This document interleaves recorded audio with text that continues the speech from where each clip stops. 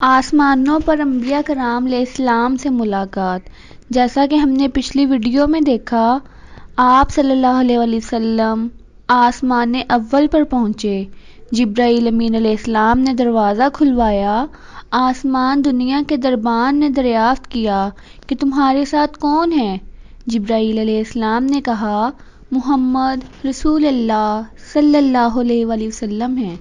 فرشتے نے دریافت کیا کہ کیا ان کے بلانے کا پیام بھیجا گیا ہے؟ جبرائیل علیہ السلام نے کہا ہاں۔ فرشتے نے یہ سن کر مرحبا کہا اور دروازہ کھول دیا۔ آپ آسمان میں داخل ہوئے اور ایک نہایت بزرگ آدمی کو دیکھا۔ جبرائیل علیہ السلام نے کہا کہ یہ آپ کے باپ آدم علیہ السلام ہیں، ان کو سلام کیجیے۔ آپ نے سلام کیا۔ حضرت آدم علیہ السلام نے سلام کا جواب دیا اور کہا مرحبا ہو فرزند صالح اور نبی صالح کو۔ آپ کے لیے دعائے خیر کی اور اس وقت آپ نے دیکھا کہ کچھ صورتیں حضرت آدم علیہ السلام کی دائیں جانب ہیں اور کچھ صورتیں بائیں جانب ہیں۔ جب دائیں جانب نظر ڈالتے ہیں تو خوش ہوتے ہیں اور ہنستے ہیں، اور جب بائیں جانب دیکھتے ہیں تو روتے ہیں۔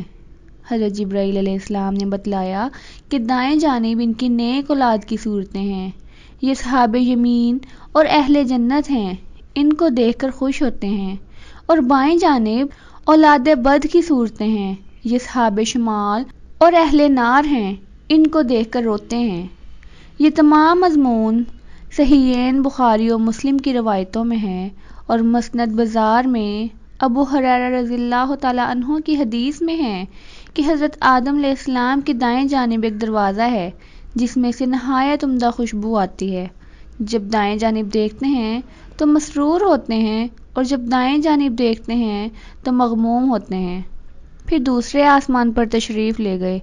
اسی طرح جبرائیل علیہ السلام نے دروازہ کھلوایا جو وہاں کا دربان تھا۔ اس نے ایک دریافت کیا کہ تمہارے ساتھ کون ہے؟ جبرائیل علیہ السلام نے کہا کہ محمد صلی اللہ علیہ وسلم ہیں۔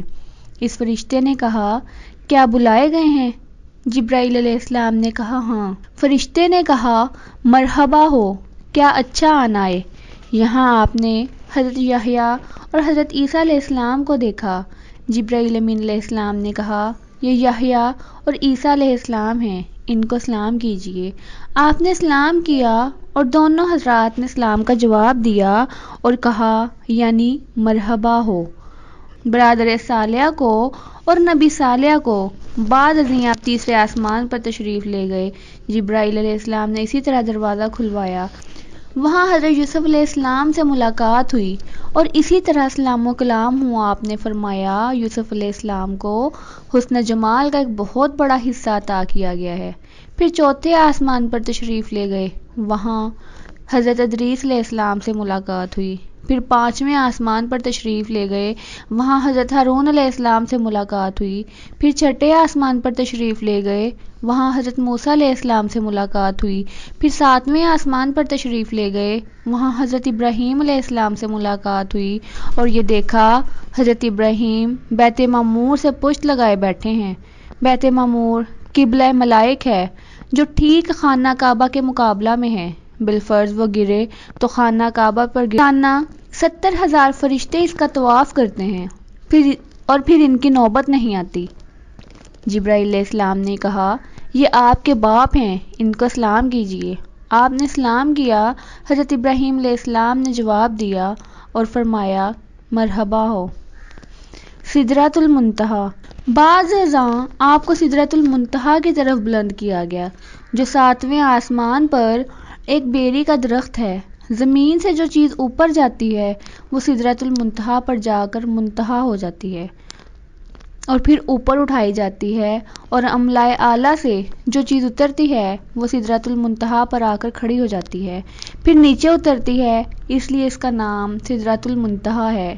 اسی مقام پر حضور صلی اللہ علیہ وسلم نے جبرائیل امین علیہ السلام کو اصلی صورت میں دیکھا اور حق جل شانہ کی عجیب و غریب انوار و تجلیات کا مشاہدہ کیا، اور بے شمار فرشتے اور سونے کے پتنگے اور پروانے دیکھے جو سدرۃ المنتہا کو گھیرے ہوئے تھے۔ جنت و جہنم کا مشاہدہ کیا۔ جنت کیونکہ سدرۃ المنتہا کے قریب ہے، جیسا کہ قرآن کریم سے معلوم ہوتا ہے۔ اسی لیے ابو سعید خدری کی حدیث میں ہے کہ حضور صلی اللہ علیہ وسلم بیت معمور میں نماز پڑھنے کے بعد سدرۃ المنتہا کی طرف بلند کیے گئے اور سدرۃ المنتہا کے بعد جنت کی طرف بلند کیے گئے، اور جنت کی سیر کے بعد آپ صلی اللہ علیہ وسلم پر جہنم پیش کی گئی، یعنی آپ کو دکھلائی گئی۔ اور صحیحین میں ابو ذر رضی اللہ تعالی عنہ کی روایت میں ہے کہ حضور اکرم صلی اللہ علیہ وسلم نے فرمایا، میں سدرۃ المنتہا پر پہنچا جہاں عجیب و غریب الوان اور رنگتیں دیکھیں، مجھے معلوم نہیں کہ وہ کیا تھیں۔ پھر میں جنت میں داخل کیا گیا تو اس کے گنبد موتیوں کے تھے اور مٹی اس کی مشک کی تھی۔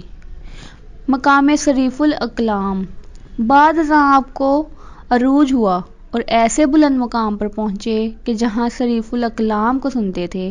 لکھنے کے وقت قلم کی جو آواز پیدا ہوتی ہے اس کو صریف الاقلام کہتے ہیں۔ اس مقام پر قضاء و قدر کے قلم مشغول کتابت تھے، الہی کی کتاب اور احکام خداوندی کی لوح محفوظ سے نقل کر رہے تھے۔